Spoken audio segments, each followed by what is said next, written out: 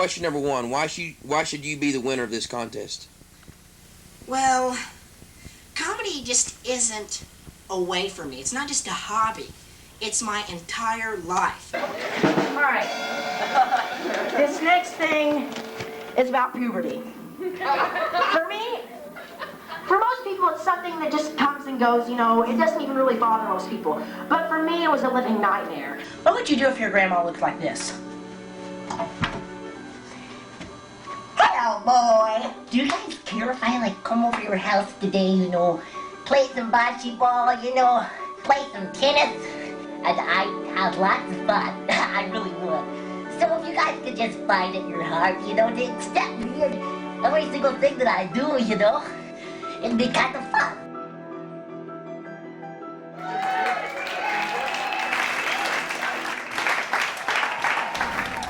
How are you guys? You guys good? You guys good? Awesome, awesome. I'm really thankful that you guys came out because you did come out in the apocalypse, I don't know if you guys have realized that the world is actually ending. I realized the world was ending as soon as Denny's shut down in 2020. That's like when I knew shit was serious. I was like, that's a wrap. Jesus is coming back. As soon as they stopped serving Grand Slams, I'm like, okay, society is done now, officially done. I'm actually not built for the end times. I don't know if you guys can tell. I'm only 5'5". Little fun fact about me. People say that's not that short. It is short. I'm not allowed to donate sperm. Isn't that screwed up? You gotta be 5'9" to donate sperm. No, it's true. Look it up. It's like a line at Six Flags. Like, no. Okay? We don't want any freaks coming in here, okay? No freaks. It's like, that guy is a rapist. It's like, well, that rapist is 5'11". He might be raping people, but he's got good genes, Keep your midget seat out there, okay? It's crazy, dude. There's no love for the short guy. I have to climb shelves when I'm at the grocery store. I do. I had to get a jar of coconut oil the other day, and I had to climb the grocery store shelf to grab it, and the grocer just comes out to shame me. He goes, hey! So I did what any of you would have done. I grabbed the jar of coconut oil, I threw it across the grocery store. I said, you're not my real dad. He's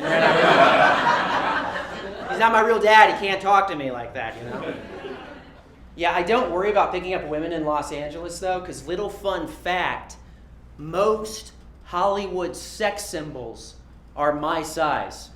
Did you guys know this? Yeah, all these super tiny dudes. Women are always crushing on these action stars. They're super tiny, which is hilarious because women see them on the big screen, right? And they're like, oh, he's so hot. And then they see them in real life, and it's like, hello, lovely lady, may I have this dance? It's like, what's this troll doing that looks like Tom Cruise? It's like, I actually am Tom Cruise. What do you get when you get a movie star, even if he's smaller than the wheels on your car? It's just like, okay. He's a lot smaller in real life, okay. He's fun size, That's what it is. That's what they call us 5'5" guys, is fun size. Done all the dating stuff in Los Angeles. I've been on all the dating apps. I've been on Bumble. You guys know what that one is? Yeah. Bumble? Yeah, there's a few groans like, yeah. It's gross. For those of you guys who don't know what it is, Bumble is a dating app where the woman talks to you first. Now, here's the thing, okay? Men have been approaching women for thousands and thousands of years, and we're still not good at it. Women have been approaching men for 5 years, and they're really not good at it. The first message on all these apps will just be so awkward. It'd be like, so what's your favorite colors? Primary colors or secondary colors? Dude, if I said that to a girl at a bar, I would get pepper sprayed. That guy over there is creepy. That guy is creepy. You know what creepy is? Creepy is just an ugly man with confidence.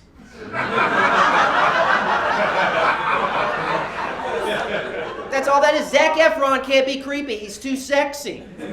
But if it's an 87-year-old man with a bowl cut just massaging 2 melons and not breaking eye contact, at the grocery store, that's no longer a confident man. That's a creepy man, Girls are security, so they always saying they want confidence. But have you guys ever been on Plenty of Fish? Is this another app that you guys have been on? It's a disgusting one, too. Yeah, anytime I bring that up, people just start like popping Vicodin whenever I bring that up. They're like, oh, I'm trying to forget I have PTSD from it, you know? Like, here's the thing, the women, when I used to be on there, they would put like a little disclaimer that says like, they don't like creepers. Like, no creepers. If you're a creeper, please don't contact me. Do you think creepy guys actually listen to that? Seriously, like some creepy guy's on his phone and he just gets flustered like shit. Well, if she doesn't want me smoking cigarettes on her window ledge and fogging up the glass with my breath, where's my special someone?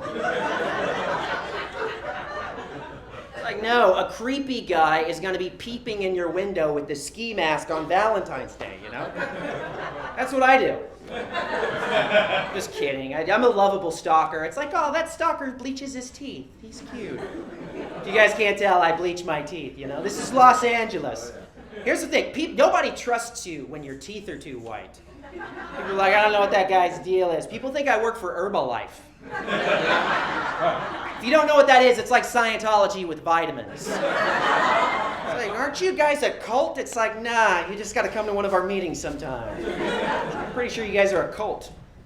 You know? Some women are actually into the creepy guy. This is a real thing, and I know most women are like, don't talk about this, it isn't true. It is true because Ted Bundy got love letters from millions of women when he was on death row. Did you guys know this? Oh, yeah. I don't know what women were thinking if they thought they'd be the exception into being turned into a lampshade. I can change him, okay? I want a guy who's a challenge, you know? I just don't want like a puppy dog guy, you know? I want a guy who, you know, surprises me a little bit. This is why, here's my business proposal. This is why I want to do a consensual dating site for creepers. Okay? Key operative word is consensual. So that way on the first date, she won't be shocked when Roy opens up her window with a crowbar. Like, oh my gosh, he was hiding under my bed last night, and he grabbed my ankle and bit it. He's so spontaneous, you know? And then he just took me out to the forest and asked me to marry him, and just sniffed my hair and started weeping. I said that one time, and like nobody laughed. Just you hear one girl from the audience go, "Aww." So the point is, just keep driving around her block with your lights turned off. You know, I'm kidding. Don't do that. For like the two psychopaths in the audience, they're like, "Yeah, I saw this TED Talk where they told me to follow women." Yeah, it's not a TED Talk. It's just comedy. Okay, it's what it is. You know, I've actually dated most of the women that I've dated in LA are bigger than me too, which isn't saying a lot because I'm like not a really big guy, but they're usually bigger. And like when I say bigger, people think I mean like slightly bigger.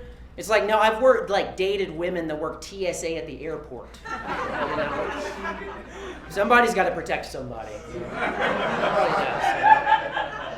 That's what I do it. She puts her hand on the small of my back. That's what it is, and just rubs the top of my head. You know? My girlfriend now, she's actually petite. And I only bring that up because people think we have a great relationship just because we're both small. It's really annoying. Like, people think that we automatically just get along because it's like, oh, you guys are so cute. You're small, she's small. Why don't you two move into a doll hut and make dime-sized babies? It's like trying to arrest us on their hip and stuff. I'm like, we're in our 30s. You know? It's crazy. She's actually a white woman, and I only bring that up, too, because it's been a while since I've dated a white woman. Surprise. It is. And here's the thing, okay? She always says the word unacceptable. This is a white woman where she always goes, unacceptable. No lie. Somebody was jumped in front of my apartment. She goes, that's unacceptable. It's like, yeah, but MS-13 doesn't have an HR department that you can call. Yeah, I'd like to report that guy in the oversized Looney Tunes t-shirt. Unacceptable. No lie, the cars were parking like too far apart in her neighborhood, and she goes, what should I do? And I go, what do you mean, what should you do? You should look for another parking spot. And she goes, no, I need to do something. And she said, should I leave Post-it notes on their cars? And I said, no, that's unacceptable. That actually is unacceptable. It is. Truly unacceptable. See, I learned the game of dating like pretty effectively, but growing up, I was like super awkward with women, okay? So I grew up very religious. Any religious people in here? Yeah. Awesome. Just a few of you. You're like scared because you're in Los Angeles. Is everybody going to start talking about The Secret if I tell them that I believe in Jesus? It's like, okay, yeah. That's Los Angeles' Bible, you know? It's like LA is just a bunch of Uber drivers doing witchcraft to jumpstart their acting career. You know? That's what it is on a nutshell, you know? I grew up religious, and let me paint a backstory for my family. We never had that conversation about the birds and the bees, okay? Never had that conversation, ever. Like my dad, he's half Middle Eastern, so he like looks like Saddam Hussein, okay? But he's from the South, so he sounds like Matthew McConaughey. It's just this weird hodgepodge of how does he exist whenever you see him. So the first conversation, I'm painting the scenario for you guys, that we ever had about sex was I'm in my car and my dad's driving me to school. And the night before I'm on the phone with my friend Paul and we're talking about which girls we think are hot, but we got really like crass because we're in 8th grade. So my dad's driving me to school the next day and we have the most awkward conversation. Son, That's really how he sounds. I came upstairs last night because I wanted to say goodnight. And I heard you on the phone having a conversation about He says this verbatim. jacking off.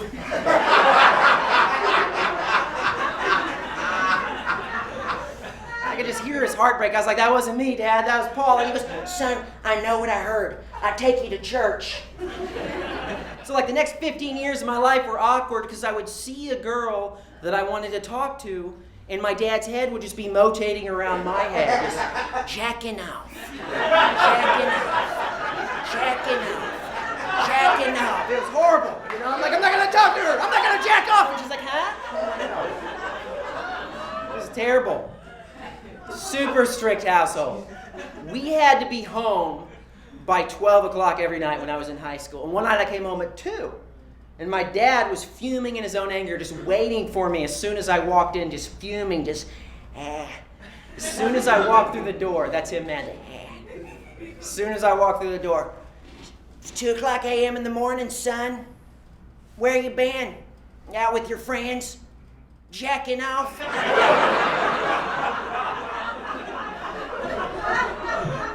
like, all right, I'm going to go to bed. It's like, are you really gonna go to bed or are you gonna be up there just jacking off? I had good parents growing up. I did. I had really good parents growing up, but I wasn't like an easy kid to raise. Like all my friends to this day, they're always like, man, I want to have a son. Like I want to have a son because it'd be easier to raise a son because like women just put up with so much shit. Like I would rather have a daughter though, because people don't realize how perverted junior high kids are. Once I got my first pubic hair, I was like a dog in heat. I was literally just humping everything in the house. And that's every guy in here. A lot of guys don't even want to admit it. But my family, we went to Disney World and we bought these Mr. Potato Head massagers. Like, you click the top hat and the feet would wiggle. I remember I put that on my crotch and like the whole world made sense, you know? Yeah.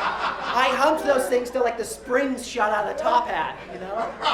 It's just a disgusting kid, bowl cut, buck teeth, just humping everything. Destroying my family's stuff. My dad had a vibrating chair, and I would lay it on the floor. And I would forget that it's there because I'm a junior high kid. And my dad would just walk in and be like, son, I noticed my vibrating chair wasn't where I left it. Don't be messing with my valuables. It was like the level of disrespect. It's like I had extreme obsessive compulsive disorder. You guys know what that is? OCD?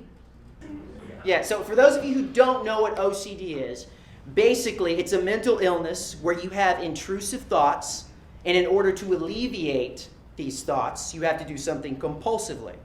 So for instance, like some people, they wash their hands over and over Cutting to the chase, I used to piss all over the floor. There's no way to not make myself sound like a serial killer when I say that. Relax, guys. You guys are like, this wasn't like last year. I was like 5. And like whenever I would pee on the floor, I'm not just talking about like a few drops. Like I'm talking about like cobblestone-sized puddles of piss just ricocheting off the carpet. And like our basement would stink. So my dad would get down on his hands and knees like an old Indian tracker to see what this residue was on his floor. Boy's been pissing on my floor again. Looks like he went that way. I gotta find it by sundown. Crazy, you know? It's crazy. And it's like as the weeks and months went on, like I had to find like more and more secretive places to pee. Where like I started pissing in my attic. I know this sounds like a serial killer story, just wait for it, okay? I peed in my attic, and I remember I came face to face with like my poor sweet father, just holding 2 urine-soaked pieces of insulation. Fuming in his own anger. Boy, you been pissing in my attic? Have you been pissing in my attic? Smells like cat came up here and took a piss. Boy, we're gonna get an analysis done on whether this is human piss or cat piss. It's like, all right. You know, from the South, grew up religious, peed on furniture. Perfect breeding ground for a Netflix documentary, right? Perfect breeding ground, you know? Ladies and gentlemen, this is where the show gets kind of serious, you know? Dramatic, if you will, okay? Because I'm going to be honest with you, all right? I feel like, for the first time in my life, I am learning what it means to be cool with myself. And honestly, that is a lifelong journey. Because people, we try so hard to like cover up our scars. We do. I was talking to one of my friends. He came out of the closet recently, and he told me what that meant for him as a gay guy. And I said to him, dude, adults need to come out of the closet. Because like by the time you're grown, you've been running away from things in life that you now mask as an adult. Through cars, through jobs, through sex. It's not that profound. Being seen, like honestly being seen, like that is the scariest thing like anyone can do. Anyone. Now, I've studied a lot of psychology because I've tried to figure out my brain over the years. And there is a popular psychologist, his name is D.W. Winnicott, okay? And he coined 2 terms called the true self and the false self. Now, the true self is the real you. That's the real you. It comes out when you're having a good time, when you're on a roller coaster. And then there's the false self, which is the calculated facade to keep everybody else out from seeing the real you. Now, this magic box right here is something that I discovered that I had in adulthood.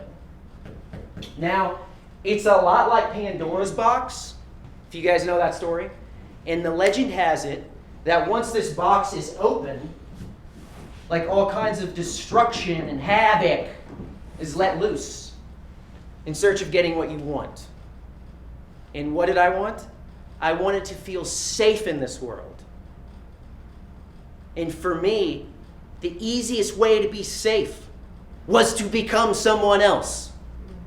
And that's like what most people do. Like when the world, it tells you that you're not enough. And I literally called out to the last being on the planet that we all call out to when we get a flat tire. God.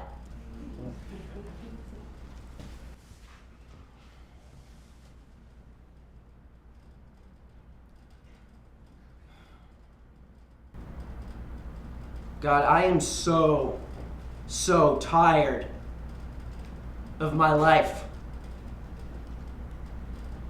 Why do I feel weak and afraid all the time? Like I know you're there, but you don't talk to me. Why do I feel like there's something wrong, like with my brain, and I don't know what it is? Will you please Let me be someone else.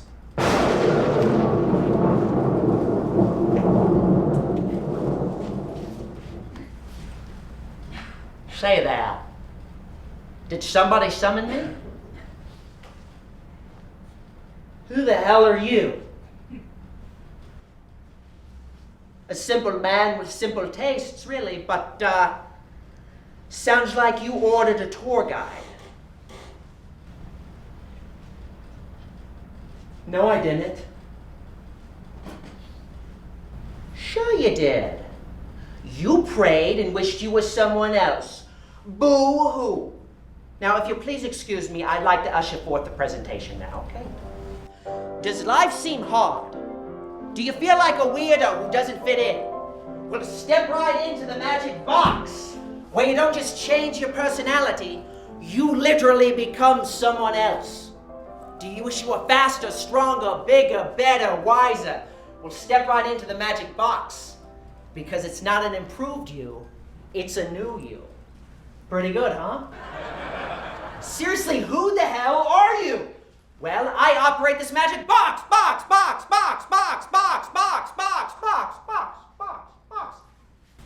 Is there an echo in here?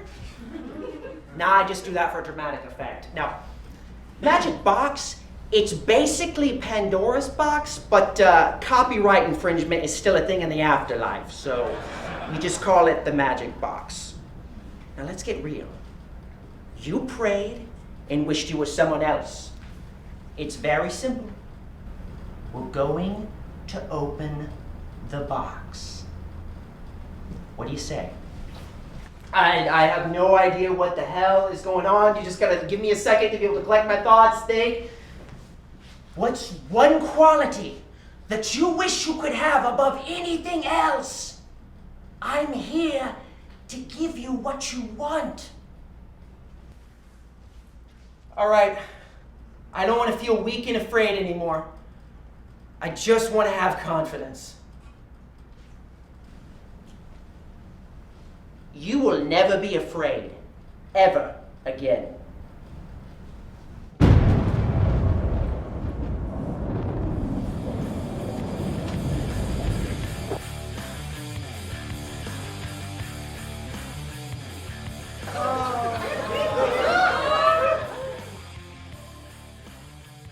Hey, what's going on? Hey, now before we get started, okay? Please, no flash photography, all right? I don't want to break anyone's camera in here, but I will if I have to. Oh.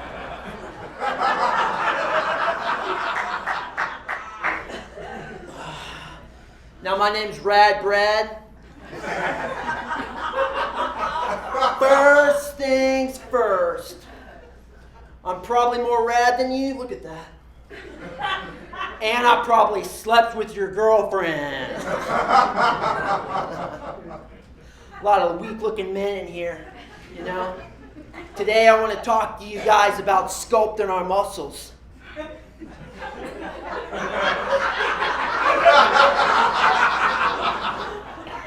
Much like Michelangelo's David. Only hopefully you guys don't have a tiny penis. I know I don't. Mine's is the size of an MGM lion. Definitely a massive production. You know, they used to sell my sperm as a protein shake. Had an all-female clientele, of course. But the government said it gave them an extra chromosome and the ability to walk through walls. It's like my grandma said on her deathbed. If you want to get the chicks, then you better learn how to knock out the pricks. Flatline. And of course, I'm one of the pricks. Go ahead. Try and knock me out. Somebody come and try and knock me out. I'll knock you out. No, have sex with your girlfriend. She's gonna love it. And you're gonna be laying on the ground, and then you're gonna wake up, and she's gonna be like, honey, what happened? And she's gonna be like, honey, I feel pregnant. And you're gonna be like, oh, honey, that's great. This is the beginning of the rest of our lives. You'll coach his Little League team, and then his face will start to look like mine.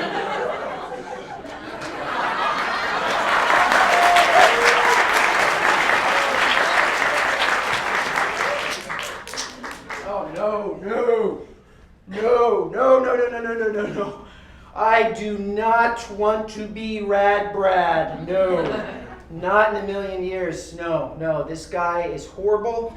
He's a creep, and I can't get my shirt back on. And he's absolutely terrible, horrible, awful. You said you wanted to be able to have confidence. I said that I want to have confidence. I don't want to be an awful person. The guy's a creep. So, I thought that I actually wanted to be Rad Brad.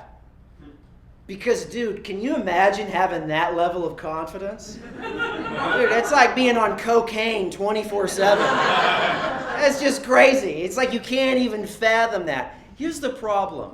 Nobody is confident 24/7. It's crazy, but the only people who are that confident are sociopaths. Those are the only people who never doubt themselves. That's it. You see these guys in an interview right after they've just butchered an entire family. It's like, so you just killed that whole family. Yeah. It's like, don't you feel bad for the victims? Why? It's like, sir, you caused this community a lot of pain. So? It's like, what drives you to kill an entire family of 6 people? Confidence. It's like just raw confidence, you know? See, I thought that I wanted Rad Brad confidence because I was in love, and I had this girl. She shattered my heart into a million little pieces. And I remember I was like, you know what? I'm going to fix myself. I'm going to go out and I'm going to try to sleep with a lot of women. And I got a chance to do that. And I thought it would fix that thing, you know, that thing inside. I thought it would fix it. It didn't. To quote my friend who is actually a pickup artist, he said, as I slept with more and more women, my confidence with women went up, but my respect for myself went down. All right. We'll wipe out Rad Brad. You want to be famous? Yeah. Yeah, I actually do want to be famous because I think I could do a lot of good, and I could even like teach people things, you know? I could be an influence, and yeah. Famous. So you can do a lot of good for people and teach people a thing or two.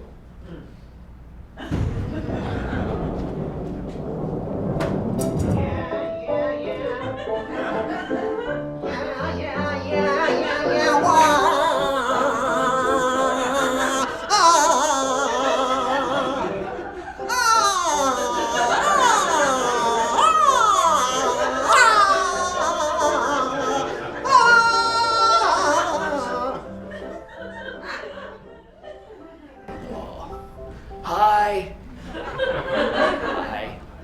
I'm Margaret Mavis, world-famous tap dancing instructor.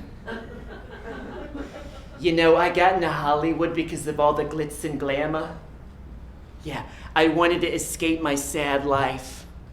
My son, he got addicted to Percocet.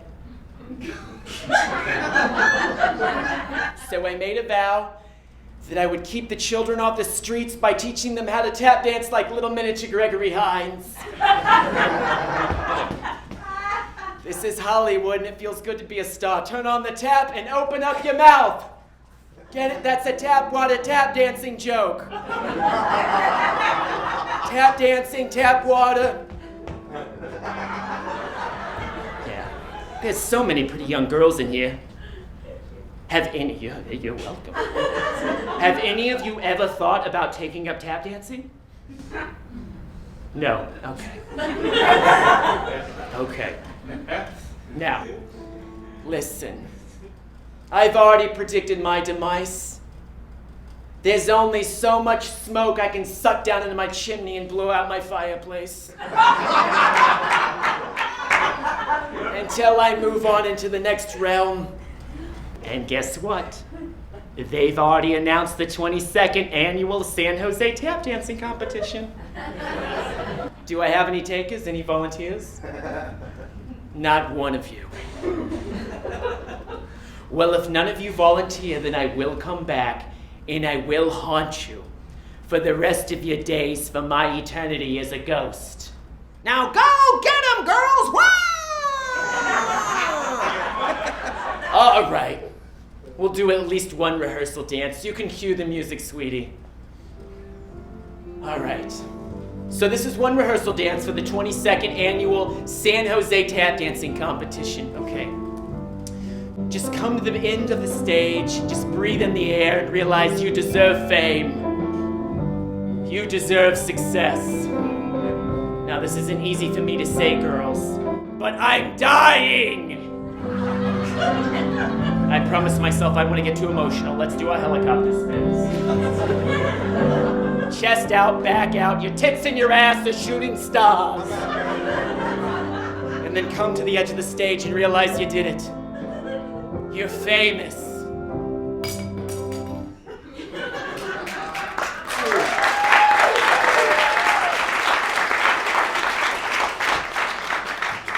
What the hell?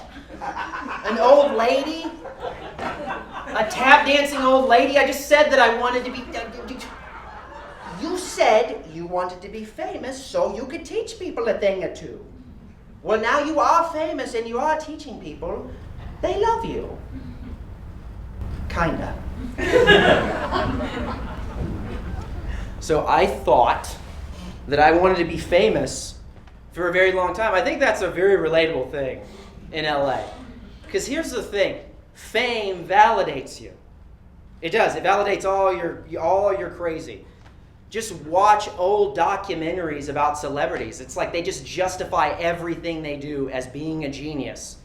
Like he pissed his pants till he was 40, and he cried out for his mother in his sleep.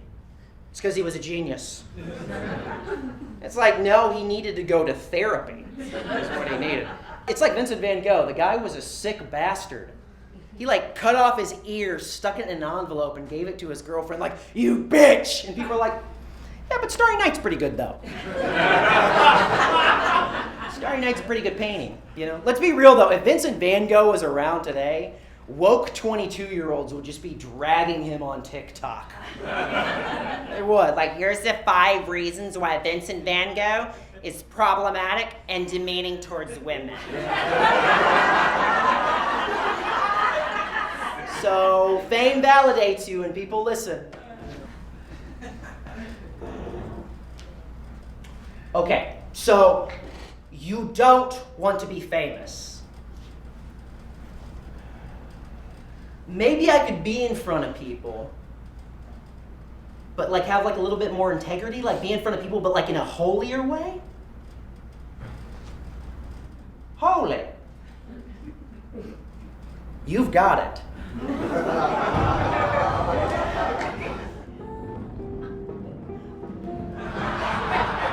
How y'all doing? And I will smite thee upon thy head, just as David smote the biggest Philistine, grabbed rocks from the brook and stoned the devil church. Greetings. How are y'all doing? Good.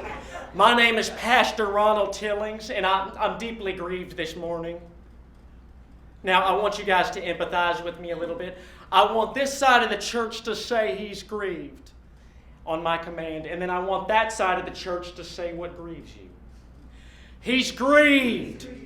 What grieves you? He's grieved. Thank you. What grieves you? He's grieved. What grieves you? I'm grieved. Because it appears that some inconspicuous food devil has broken into the church bake sale and stolen all the goods that we were going to give to the homeless. They stole the apple fritters. They stole the bacon bits. They stole the danishes. And I have a confession to make too, church. I'm hungry as well. And I can only imagine that if some of you don't donate food, pretty soon flies are about to start buzzing around my face. Now go, church, send food. Please. What the hell, man? A televangelist? A fat, Danish-eating televangelist?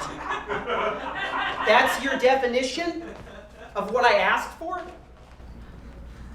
You said holy. Thank you. Thank you. Wait, I grew up holy, if you will. I grew up very, very religious. And to this day, like, I'm a Christian, okay? I believe in Jesus. I do. But heaven forbid you tell people that in Hollywood. Seriously, because people be like, ha! You believe in that bullshit? Check out my new deck of tarot cards.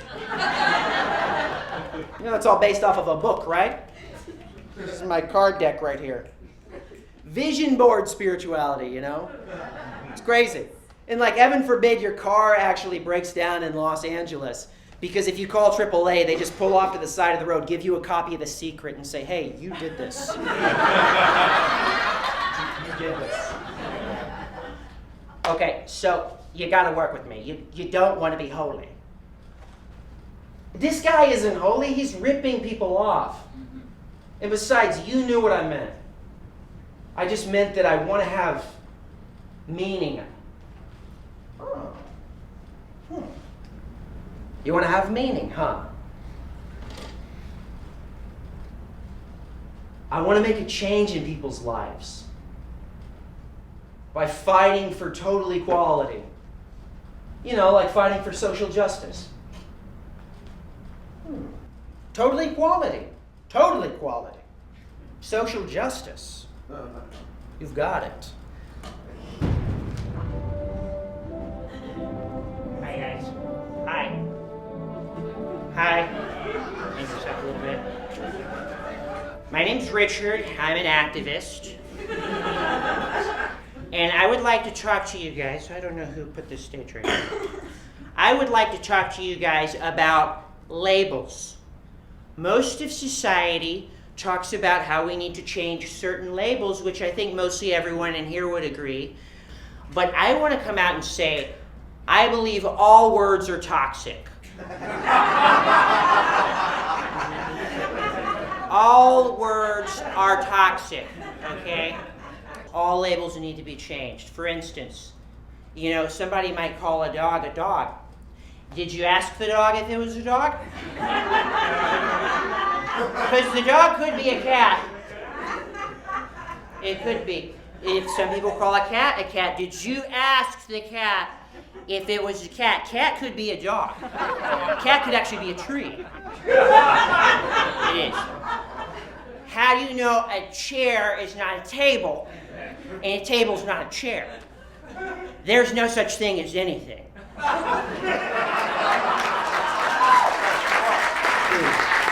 I feel like when I hear that guy talk, I'm going nuts. I feel like I'm losing my mind. You're the one who wanted to make a difference. You're the one who wanted to be an influential activist. So I really did want to be an activist for like a very, very long time. And I think activism is great. Just as long as you don't use it to hide up the fact that you're an asshole. That's what I have a problem with. I used to like just read books and yell at people. When I was 16, I read Michael Moore books and would just yell at my family. Like, you guys are everything that's wrong with this country. You're a bunch of capitalists. And my mom was like, yeah, well, meatloaf's going to be ready in 30 minutes.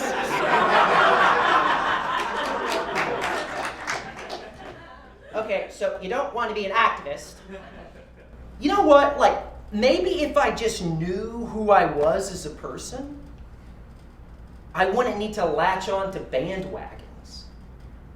I just wish I could be one of those people, like, who speaks their mind without any care in the world.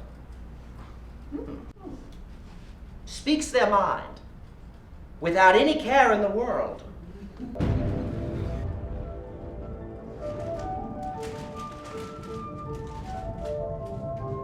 Hey there, y'all. How are y'all doing? Y'all doing okay? You know, I'm just gonna let you in on a little bit of a phone conversation I was having, earlier today. I was talking to my nephew, and he was listening to that one young rapper. His name's Soldier Boy. I like him because he's patriotic. He's not fighting for this country, but he wants to be. He does. He wants to be fighting for this country. I can be sweet, but I got a bad temper. I like tearing the wings off of butterflies when I get angry. I do. Just watching him whimper around on the ground like that. I do. Probably wondering, for those of you who might know me, I know there's a few people from my church here. You might be wondering what happened to my husband, Bob. Well, I used to love my husband, Bob, because he was all statuesque and chiseled. Now he just looks like mashed potatoes with a hat on. I'm thinking about committing adultery on his ass. Oh, for those of you who just calm down, I ain't gonna cheat on him. Unless Jeb Bush walks through that door right now. Jeb Bush is sexy with his rotund body. Him and his brother Fine, or as I like to call them, the Bush Boys. Anyways, y'all, I wanted to teach y'all a cooking class today. This is a little custard that you guys can make at your parties, okay? So you're just gonna have to bear with me a little bit. This is a nice little dessert. We just pour some little custard treats on there. I feel so sorry for diabetics right now. I do. I feel so sorry for diabetics. God bless them. That's why I don't invite them over to my house. I won't even let them in there. I treat them like vampires. Not gonna get your legs cut off on my watch. Put some little peanut or M&Ms in there, and followed by some little holiday bears. And then what you gotta do is you gotta shake it like a little orphan boy. Shake it like a little orphan boy. Oh, this is gonna be so good. It's gonna make me want to commit genocide. Log an orphan with a vacuum cleaner extension cord. Oh, this is Dude, what? This lady is a psychopath.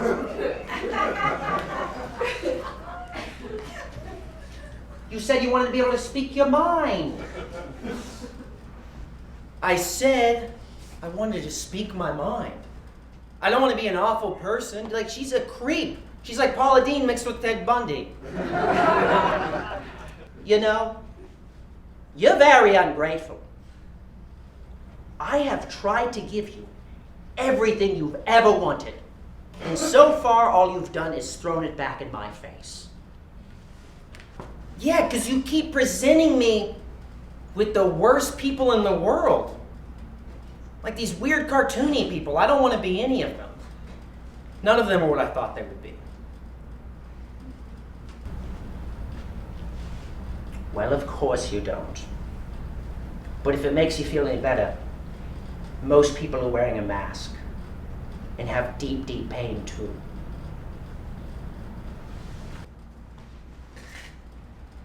Who are you? Oh, that's very easy, isn't it? I'm an angel that appears at death. Are you saying that I'm dead?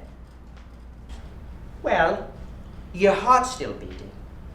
But the moment you decide that you need to be someone or something else in order to be able to make it through this life is the moment that you choose to die.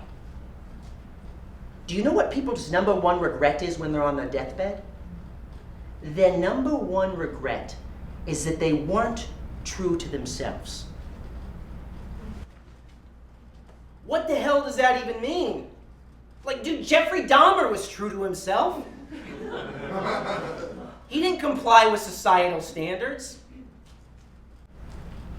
Shame drives people to do weird things. And besides, your true self isn't your impulses, it's your heart.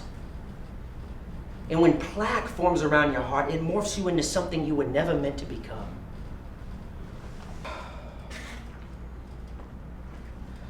Well,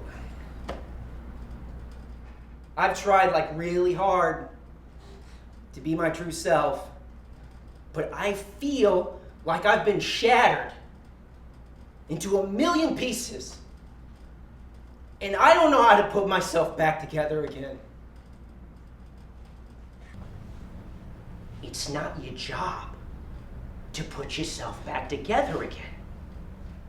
You're not capable of it. Did you ever listen to Leonard Cohen? Well, he has a lyric that says, "Forget your perfect offering.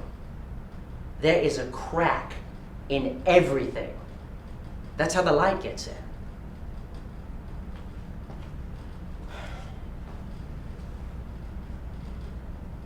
I gotta do away with that box, don't I? You have to get to the bottom of the box. I'll tell you this, kid. Every person has their own version of Pandora's box. And walking into destiny is destroying that thing. People die with the box very much in place. I mean, this box can protect you from embarrassment, hide your shame, get you some quick fixes, but also let it be known that no amount of applause, no tap dancing for the world to get them to approve of you will ever be able to reach into that place. In a human being's final moments, I see it all the time. They lament the things they could have done and how they lived their life. And sometimes, when you say yes to stepping into who you really are, you don't fully know who that is yet. And sometimes you're not sure where it's gonna lead. But it's usually someplace better than that. And even if it's not, remember this. Socrates, that guy, he drank poison and he died a happy man. And then there's Jeffrey from accounting, who got the whole world to love him. And he came to the end of his life and he realized he was never truly himself. So the choice is yours.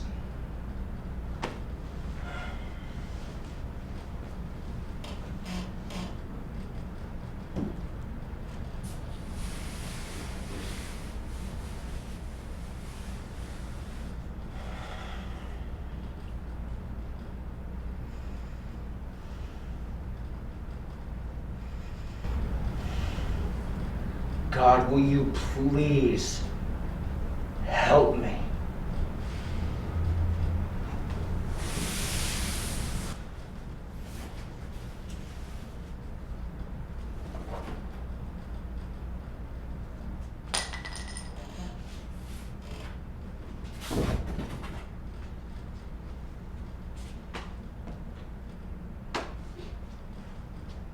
At the bottom of Pandora's box, hope is found. That is the light inside of you. And that's the light in every single person on the planet. If they could just figure out who they were meant to become before all of this happened. I gotta go, kid. I will see you again, but not for a very long time.